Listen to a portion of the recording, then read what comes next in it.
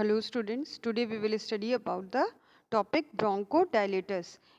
These are the drugs acting on respiratory system. ये वो drugs हैं जो respiratory system पर कार्य करती हैं. तो आज का हमारा topic है bronchodilators. And the subject is pharmacology and toxicology and course is D.Pharm second year. Course है D.Pharm second year. This video is for D.Pharm second year students and the subject is pharmacology and toxicology. तो हम start करते हैं. Drugs acting on respiratory system, ये हमारा main topic है. इसमें हम respiratory stimulants, bronchodilators, nasal decongestants, expectorants and antitussives के बारे में पढ़ते हैं. रेस्पिरेटरी स्टिमुलेंट्स वो ड्रग्स होती हैं जो रेस्पिरेशन को स्टिमुलेट करती हैं, रेस्पिरेटरी सिस्टम को स्टिमुलेट करती हैं. वो ड्रग्स रेस्पिरेटरी स्टिमुलेंट्स कहलाती हैं. ब्रोंकोडायलेटर्स वो होते हैं जो ब्रोंकियल ट्यूब्स को डायलेट करते हैं या ब्रोंकियल ट्यूब्स की डायमीटर को बढ़ाते हैं. और ये ड्रग्स बहुत ज़्यादा उपयोग होते हैं ब्रोंकोस्पाज्म से रिलीफ के लिए, राहत के लिए, जो कि अस्थमा में होता है. तो ये ब्रोंकोडायलेटर्स वह ड्रग्स हैं जो अस्थमा में उपयोग किए जाते हैं ब्रोंकोस्पाज्म से राहत पाने के लिए. नेसल डीकंजेस्टेंट्स होते हैं जो नेसल कंजेशन, नाक जब बंद होती है, नोज कंजेशन, नेजल कंजेशन होता है, यानी कि जो कॉमन कोल्ड की वजह से या साइनोसाइटिस की वजह से जब नोज से सांस लेने में दिक्कत होती है, रेस्पिरेशन बाधित होता है नोज के द्वारा, उस केस में जो दवाएं दी जाती हैं वो नेसल डीकंजेस्टेंट्स कही जाती हैं. एक्सपेक्टोरेंट्स एंड एंटीट्यूसिव्स ये एंटी कफ ड्रग्स हैं, यानी कि ये ड्रग्स कफ के उपचार में उपयोग की जाती हैं, खांसी में उपयोग की जाती हैं. एक्सपेक्टोरेंट्स वो ड्रग्स होते हैं जो स्प्यूटम, जो कि कफ में स्प्यूटम बनता है, बलगम बनता है, उसे बाहर निकालने के लिए उपयोग किए जाते हैं, वो एक्सपेक्टोरेंट्स होते हैं. एंटीट्यूसिव्स वो होते हैं जो ड्राई कफ के लिए उपयोग किया जाता है, अनप्रोडक्टिव कफ के लिए जिसमें स्प्यूटम नहीं बनता है, और वो रेस्पिरेटरी जो कफ सेंटर होता है ब्रेन में उसको डिप्रेस करती हैं, जिसकी वजह से कफ में राहत मिलती है. तो ये 5 कैटेगरी ऑफ ड्रग्स हैं जो रेस्पिरेटरी सिस्टम पर कार्य करती हैं. इसमें आज का हम इस वीडियो में हम ब्रोंकोडायलेटर्स के बारे में पढ़ेंगे. ब्रोंकोडायलेटर्स की definition: the drugs which widen the diameter of bronchial tubes are known as ब्रोंकियोडायलेटर्स.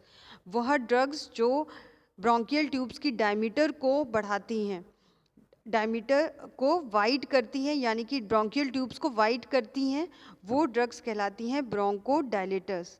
They are used to rapidly relieve the acute bronchospasm of the asthmatic attack. Asthma के अटैक में जब ब्रोंकोस्पाज्म होता है तो उससे रिलीफ के लिए ये ड्रग्स बहुत ही कॉमनली, बहुत ही ज़्यादा उपयोग की जाती हैं. ब्रोंकोडायलेटर्स जनरली अस्थमा के ट्रीटमेंट के लिए उपयोग किए जाते हैं. अस्थमा अटैक में क्या होता है, सांस लेने में, रेस्पिरेशन में दिक्कत होती है पेशेंट को, जिसकी वजह से ब्रोंकोडायलेटर्स उपयोग किए जाते हैं, जिससे ब्रोंकोस्पाज्म में राहत मिलती है और रेस्पिरेटरी सिस्टम इम्प्रूव हो जाता है, रेस्पिरेशन का प्रोसेस इम्प्रूव हो जाता है.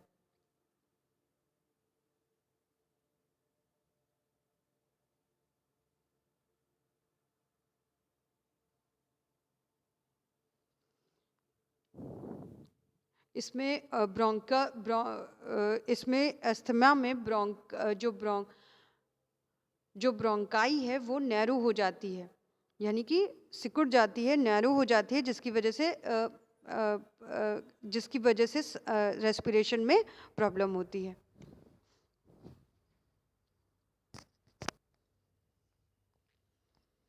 अब इसका क्लासिफिकेशन देखते हैं. सिंपैथोमाइमेटिक्स बीटा 2 एगोनिस्ट, यानी ये बीटा 2 एड्रिनर्जिक रिसेप्टर्स पर ये ड्रग्स जुड़कर फार्माकोलॉजिकल एक्शन उत्पन्न करते हैं. ये ड्रग्स बीटा 2 एड्रिनर्जिक रिसेप्टर्स पर कार्य करते हैं. एग्जाम्पल है एड्रिनलिन, आइसोप्रिनलिन, सल्ब्यूटामॉल, टर्ब्यूटालिन. xanthine derivatives के example theophylline and aminophylline also. Anticholinergics, atropine, ipratropium bromide, ये एंटीकोलिनर्जिक्स के एग्जाम्पल हैं. तो अब हम इसमें इंडिविजुअल ड्रग्स देखेंगे जो कॉमनली उपयोग की जाती हैं, वो वाली ड्रग्स देखेंगे। First one is adrenaline. It is a potent bronchodilator. ये एक पोटेंट ब्रोंकोडायलेटर है। पोटेंट वो ड्रग्स होती हैं जो बहुत ही कम डोज में उपयोग की जाती हैं और अपना फार्माकोलॉजिकल एक्शन उत्पन्न करती हैं। बहुत ही कम डोज में अपना फार्माकोलॉजिकल एक्शन उत्पन्न करती हैं, वो पोटेंट ड्रग्स कहलाती हैं। It acts by stimulating beta receptors in the bronchial smooth muscles. जो ब्रोंकियल स्मूथ मसल्स के में जो बीटा रिसेप्टर्स लोकेटेड होते हैं, बीटा रिसेप्टर्स प्रेजेंट होते हैं, उनको स्टिमुलेट करती है। इट्स प्रोलॉन्ग यूज़ में प्रोड्यूस रेजिस्टेंस। अगर बहुत ज़्यादा दिनों तक इसका उपयोग किया जाए एड्रेनलिन का, जैसे कि ब्रोंकियल अस्थमा के केस में, तो ये रेजिस्टेंस उत्पन्न कर सकती है, यानी कि एड्रेनलिन फिर कोई प्रभाव उत्पन्न नहीं करेगी उस पेशेंट में। एड्रेनलिन का उस पेशेंट में प्रभाव खत्म हो जाता है। डोज क्या है? 0.2 to 0.5 ml in 1/1000 solution administered by subcutaneous injection. Subcutaneous injection द्वारा दिया जाता है ये जो है, और ये एस्थमेटिक पेशेंट में उपयोग किया जाता है। अब आते हैं next drug is ephedrine. It is a sympathomimetic drug which acts on both alpha and beta adrenergic receptors. ये दोनों रिसेप्टर्स पे काम करती है, अल्फा और बीटा एड्रेनर्जिक रिसेप्टर्स। ये दोनों रिसेप्टर्स पे जुड़ करके ब्रोंको डायलेशन उत्पन्न करती है, ब्रोंकियोल्स को डायलेट करती है, वाइड करती है। It is a weaker bronchodilator. Adrenaline की कंपैरिजन में, एड्रेनलिन की तुलना में ये वीकर ब्रोंकोडायलेटर है। इट प्रोड्यूसेस स्लीपलेसनेस, यानी कि व्यक्ति में जो पेशेंट है उसमें स्लीपलेसनेस यानी अनिद्रा की बीमारी हो सकती है। इस वजह से एफेड्रिन का ज़्यादा उपयोग नहीं किया जाता। अब आते हैं आइसोप्रेनिलिन पे। It is a sympathomimetic drug which acts on both beta adrenergic receptors of bronchi. ये आइसोप्रेनिलिन भी एक सिंपैथोमाइमेटिक ड्रग है, यानी सिंपैथेटिक नर्वस सिस्टम की तरह से कार्य करती है। सिंपैथेटिक नर्वस सिस्टम के स्टिमुलेशन पे जैसा फार्माकोलॉजिकल एक्शन उत्पन्न होता है, वैसा ही आइसोप्रेनिलिन ड्रग भी उत्पन्न करती है। ये बीटा एड्रेनर्जिक रिसेप्टर्स पर कार्य करती है। It is administered sublingually. ये सबलिंगुअली यानी कि टंग के नीचे रखा जाता है। सबलिंगुअली में टंग के नीचे कोई ड्रग रखी जाती है, उसको सबलिंगुअली कहते हैं। And can also be administered by inhalation, और ये इनहेलेशन के द्वारा भी पेशेंट को दी जा सकती है।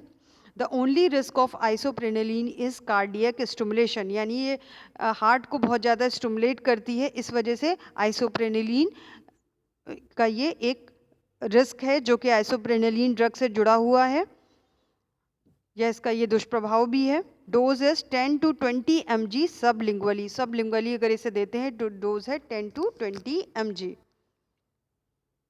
Next drug is सल्ब्यूटामोल।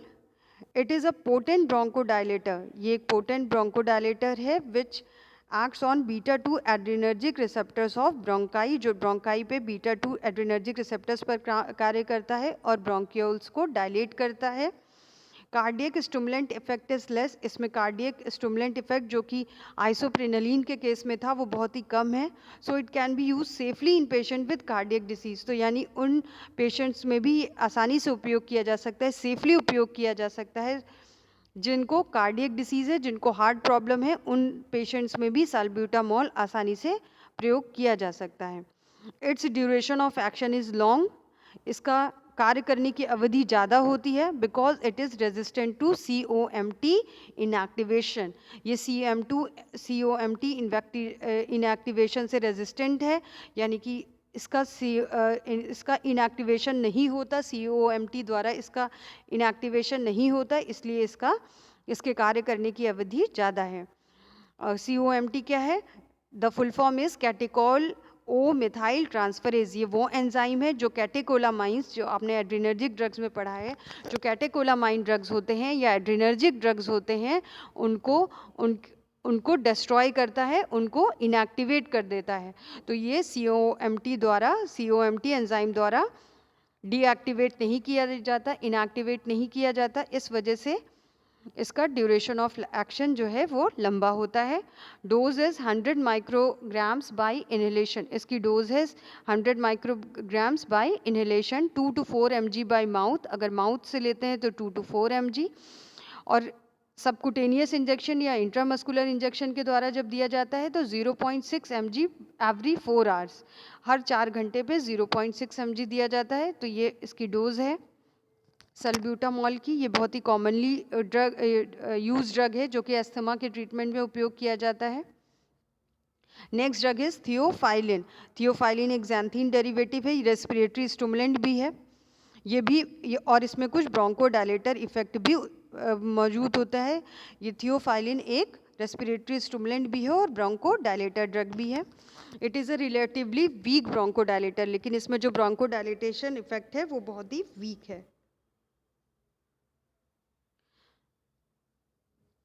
It produces a direct relaxant effect on bronchial smooth muscles. ये bronchial smooth muscles को direct relax करती है। It is used in therapy for respiratory diseases such as COPD and asthma. ये asthma और COPD की जो therapy होती है उसमें उपयोग किए जाते हैं, उसके ट्रीटमेंट में ये उपयोग किया जाता है। COPD is chronic obstructive pulmonary disease, जिसमें लंग्स में कुछ ऑब्स्ट्रक्शन अवरोध उत्पन्न हो जाता है लंग डिसीज की वजह से या डैमेज की वजह से, किसी भी वजह से। तो क्रोनिक कंडीशन में ये ड्रग उपयोग की जाती है अस्थमा में और COPD। ये COPD और अस्थमा के मैनेजमेंट में उपयोग होने वाली कॉमन ड्रग है, ये पॉपुलर ड्रग है। Next drug is ipratropium bromide. ये एंटीकोलिनर्जिक ड्रग है। It blocks the muscarinic cholinergic receptors in the smooth muscles of the bronchi. ये मस्कैरिनिक रिसेप्टर्स को ब्लॉक करती है। मस्कैरिनिक एसिटाइल आपने पढ़ा है, कोलिनर्जिक रिसेप्टर्स दो प्रकार के होते हैं, मस्कैरिनिक रिसेप्टर्स और निकोटिनिक रिसेप्टर्स। तो ये मस्कैरिनिक रिसेप्टर्स को ब्लॉक करती है। मस्कैरिनिक रिसेप्टर्स कहाँ पे प्रेजेंट होते हैं? स्मूथ मसल्स, ब्रोंकाई के स्मूथ मसल्स में भी प्रेजेंट होते हैं, तो वहाँ पर ये उनको ब्लॉक करती है, जिसकी वजह से ब्रोंकाई ओपन हो जाते हैं और जिसकी वजह से COPD और एक्यूट अस्थमा में रिलीफ मिलता है, आराम मिलता है। जिसकी वजह से ब्रोंकाई अगर ओपन हो गई है तो यानी कि एयर का जो पैसेज है वो बढ़ जाएगा, आसानी से सहज हो जाएगा, आसानी से एयर उस रास्ते से आ जा सकती है, जिसकी वजह से जो रेस्पिरेशन में जो प्रॉब्लम है, जो सांस लेने में दिक्कत है, वो ठीक हो जाती है, उससे राहत मिल जाती है। अब थेरापेटिक यूजेस ऑफ ब्रोंकोडायलेटर्स के थेरापेटिक यूजेस क्या हैं? ऑब्स्ट्रक्टिव लंग डिसीज, अगर लंग्स में कुछ ऑब्स्ट्रक्शन है, कोई अवरोध है जिसकी वजह से एयर का पासेज ठीक नहीं हो रहा है, एयर ठीक से पास नहीं कर रही, ठीक से एयर उसमें से आ जा नहीं पा रही, तो उसको कहते हैं ऑब्स्ट्रक्टिव लंग डिसीज़। ये लंग में किस डैमेज की वजह से भी हो सकता है, किसी की वजह से, किसी भी लंग में किसी प्रकार की कोई चोट लगने से भी हो सकता है। तो जब लंग में कोई डैमेज हो सकता है या फिर किसी डिसीज़ की वजह से भी हो सकता है, तो ऑब्स्ट्रक्टिव लंग डिसीज़ में ये उपयोग किया जाता है। ब्रोंकोस्पाज्म, यानी कि स्पाज्म क्या होता है? Involuntary contraction of smooth muscles. Smooth muscles में जब इनवॉलेंट्री कॉन्ट्रैक्शन होता है उसको कहते हैं, स्मूथ मसल्स में जब कॉन्ट्रैक्शन होता है that is known as increase contraction. Smooth muscles में जब कॉन्ट्रैक्शन बढ़ जाता है जिसकी वजह से पेन भी होता है, तो ब्रोंकोस्पाज्म यानी ब्रोंक्यूल्स में जब स्पाज्म उत्पन्न होता है, स्मूथ मसल्स में जो कॉन्ट्रैक्शन होता है दैट इज ऑलवेज इनवॉलेंट्री ही होता है। तो इट इज तो स्पाज्म यानी कि जब contraction of bronchial smooth muscles, यानी कि जब ब्रोंकियल स्मूथ मसल्स का कॉन्ट्रैक्शन बढ़ जाता है उसको कहते हैं ब्रोंकोस्पाज्म। तो ब्रोंकोस्पाज्म में भी ये राहत देती है। अस्थमा के मैनेजमेंट में उपयोग किया जाता है। एम्फाइजिमा भी शॉर्टनेस ऑफ ब्रेथ है, यानी सांस लेने में दिक्कत होती है, शॉर्टनेस ऑफ ब्रेथ यानी कि सांस फूलना जिसे कहते हैं। क्रोनिक ब्रोंकाइटिस यानी कि inflammation of the bronchioles, bronchi जब उनमें इन्फ्लेमेशन हो जाता है तो उस केस में भी ये ड्रग्स उपयोग की जाती हैं। COPD, chronic obstructive pulmonary disease, तो यानी कि जब लंग्स में कोई ऑब्स्ट्रक्शन होता है, क्रोनिक है यानी पुराना, वो बीमारी काफ़ी लंबे समय तक है, उसके मैनेजमेंट में भी, COPD के मैनेजमेंट में भी ये ड्रग्स उपयोग किए जाते हैं। तो ये हो गए इसके थेरापेटिक यूजेस। ये सारी डिसीजेज में ये ब्रोंकोडायलेटर्स उपयोग किए जाते हैं। Thank you so much, students. I hope you must have understood the topic. Take it down in your notebook and learn it.